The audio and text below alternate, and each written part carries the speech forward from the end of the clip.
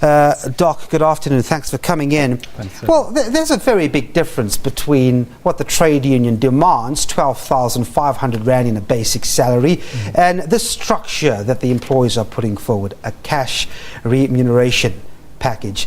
So I would imagine, contrary to what many might believe, the gap is still very wide, isn't it? I think it is, Devin. You're quite right to sound a cautious note. I think I disagree with Chris Gilmore being so optimistic about this. And there are three reasons for that, really. I mean, number one, just the reported offer on the table is a relatively small shift from where we were a month ago. And as you rightly said, what's on offer is cash remuneration as opposed to basic pay. Huge difference.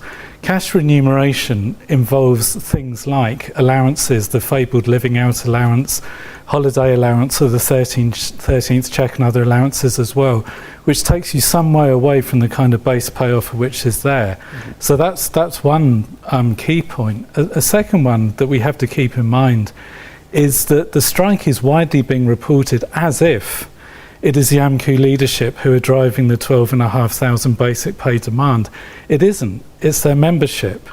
And the feeling of both the AMCU leadership and the membership will be the last offer which the AMCU leadership made actually moved a very, very long way from where they were to begin with. So the basic pay now AMCU has offered is of 12,500 is to be phased in over 4 years, which is a big difference.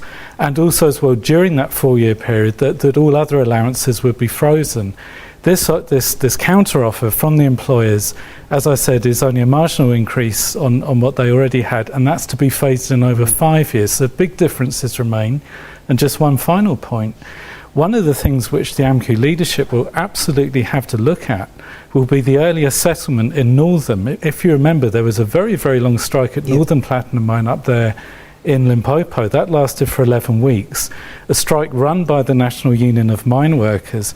Now that ended up with a final settlement of somewhere in the region of 9 to 12%. That gives you a median point of 10.5%.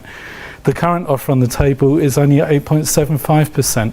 It would be extremely difficult for the AMCU leadership after this long and bitter strike to settle for anything less than was achieved at Northam, and in fact the pressure is on to achieve more. And while that is ongoing, you have lesser and lesser money floating around the platinum belt. I mean, it has an effect on households. It has effect on businesses in that platinum area in Rustenburg. I mean, not being paid for 3 months will show its effects. I read a calculation earlier that workers are losing about 800 Rand a second. Surely the effects are becoming more and more visible in the area. Well, I'm sure workers would like to be paid 800 Rand a second, but that's across all workers. Collectively, of course. Well, yes, I mean, the hardship is obviously growing. There's no question about that. There's no money coming in and things are getting a lot tougher.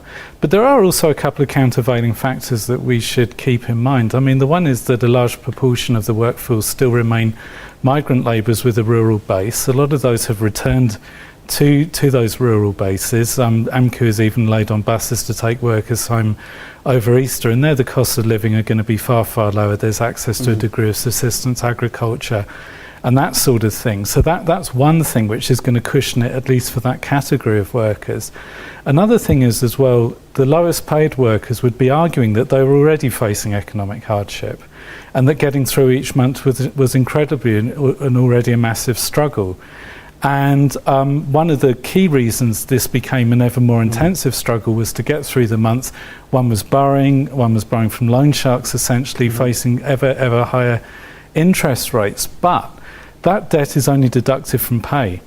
And if you're not getting paid, you're not getting hit with those debt payments. So they're definitely going to build up, and with the garnish orders as well, and they're going to build up for when the strike is over. But for the moment, that particular squeeze has actually been removed, ironically. But let's talk about that build-up of the debt. I mean, here you have people borrowing money essentially to survive, and we've seen this. We've seen people calling in and so forth. When they finally do reach, and if the 12,500 Rand does materialize, you have this backlog. It's going to take ages, wouldn't it, to actually meet up with those payments? It absolutely will, and there's no question, you know, that this is something which is lurking in the shadows in the mind of the workers, which perhaps suggests another reason why there's going to be such great resolve on their part not to settle for anything lower, because they know that they're going to be hit with this. You go for the highest settlement you can in order to deal with those problems further down the road.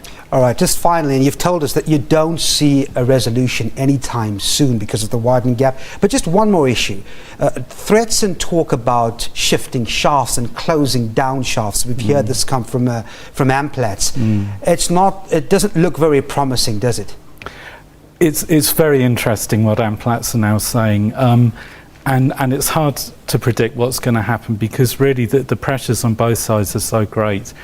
I mean, on the one hand, on paper, an immediate glance, there's a lot to be said from the Amplats point of view of shutting down its Rustenburg operations, which are comparatively marginal in terms of its overall asset profile, and massively expanding production at its Mogalakwena mine up there in Limpopo near Mokopane.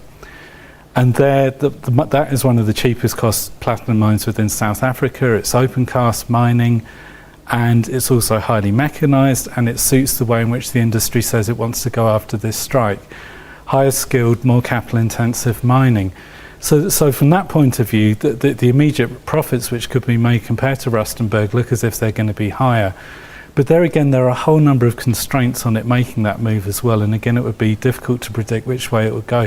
One is Anglo Platinum's debt position. It's hugely indebted. Its balance sheet doesn't look good. And it would be very, very hard for it just to shut down the Rustenburg mines with all the costs associated with that and walk away with them. Then it has to find a buyer who's prepared potentially to carry those liabilities, plus mine closure at some point further down the line. And finally as well, something which really isn't getting considered at all in the business press, but I think is important, is that Mogalakwena up there in Limpopo actually falls smack bang in a very highly densely populated rural area.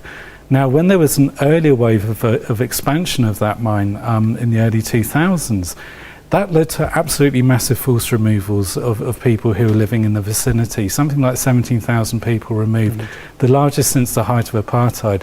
That sparked an absolutely massive international outcry. It led to the South African Human Rights Commission to conduct its first investigation of a private corporation. And so the sheer physical expansion of the mines is also perhaps held back by their locality. So these are all issues to consider. Well, indeed. We're going to have to leave you there. Dr. Gavin Capps from Wits University. Thanks indeed for talking to us.